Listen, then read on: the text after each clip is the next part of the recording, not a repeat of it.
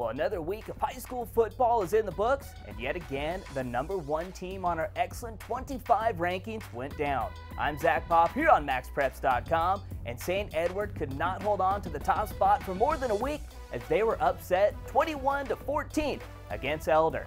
And the game of last week lived up to the hype between two Arizona powerhouses as Mountain Pointe took down Chandler 45-42. And it all started with their three-star stud running back, Mr. Paul Lucas. The 5'10", 165-pound senior balled out for 286 yards on 21 carries and found pay dirt one time. He led the way for Mountain Pointe, and they reeled off their 19th straight W. And also, his 286 yards were fifth most in school history, and the Pride rushed for a school record 541 yards.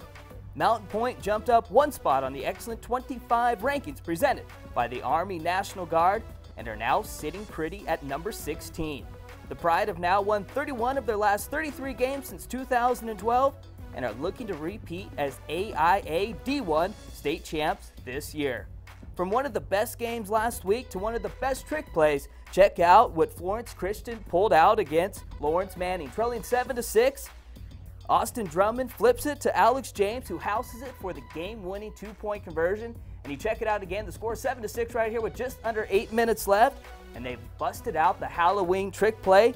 And as our head coach said, we call it the Halloween because it is either going to be trick or treat. Well, Coach, I guess this one was an early treat for you here in September. And from some of the best games to some of the best trick plays, let's check in on the Primetime Performers from last weekend's action. And we got to start with one of the best running backs, maybe the best running back performance we might see this year. Pearl's Jordan Wright had himself a game. The 5'11", 190-pound running back rushed the rock 44 times for 422 yards and 9 TDs. Yes, you heard that right, baby. 9 touchdowns.